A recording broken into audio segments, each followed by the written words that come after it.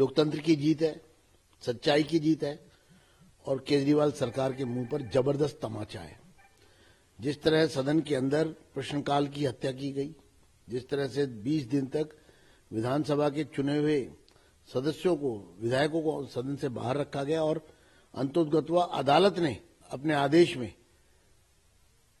इस प्रस्ताव को एक प्रकार से, मैं अगर ये कहूं कि अनैतिक या असंवैधानिक, तो अतिशयोक्ति नहीं होगा।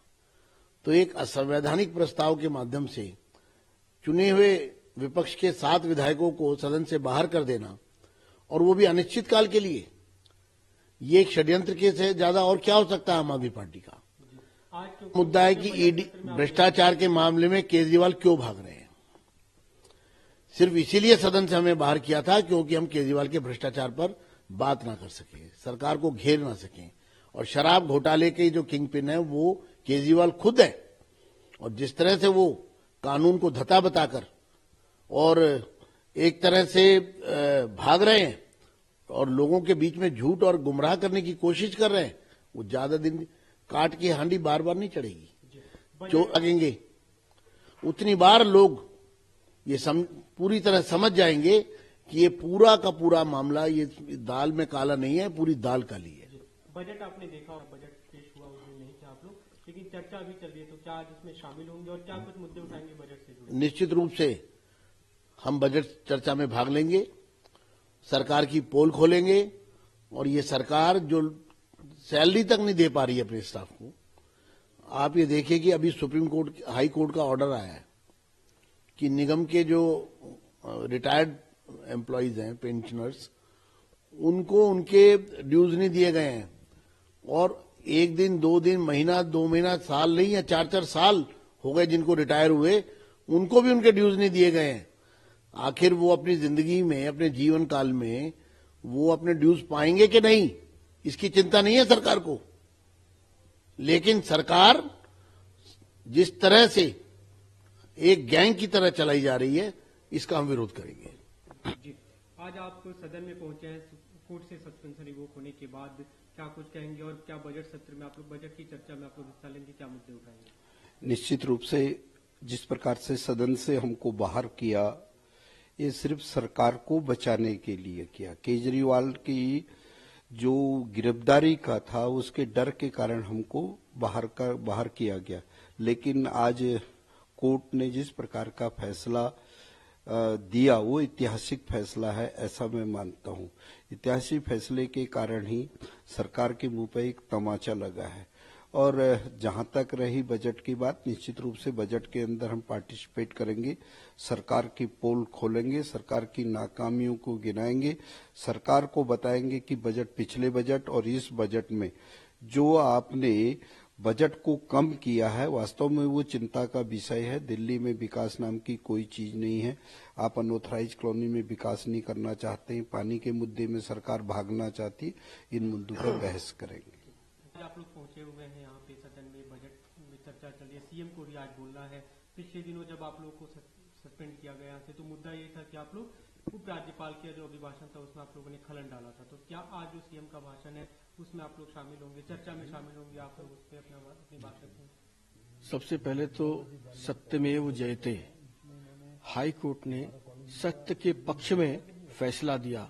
जिस असंवैधानिक तरीके से हम सभी भारतीय जनता पार्टी के विधायक दल को बाहर निकाला गया, उसको क्रिटिसाइज किया है हाई कोर्ट ने और उस पर थप्पड़ मारने का काम किया है। और ये जीत दिल्ली की जनता की आवाज की जीत है, सच्चाई की जीत है, लोकतंत्र की जीत है। आज हम सदन में हिस्सा लेंगे और उसी सत्य के मार्ग पर चलेंगे। दिल्ली की जनहित की जो आवाज है वो उठाएंगे और बजट भाषण में भी जो कमियां हैं बजट में उसको भी उजागर करेंगे। और निश्चित रूप से जो एक दमनकारी और अहंकारी सरकार है, इसका हम कड़ा प्रतिरोध करेंगे। निश्चित रूप से भारतीय जनता पार्टी की सिर्फ जीत नहीं है, ये दिल्ली की जीत है।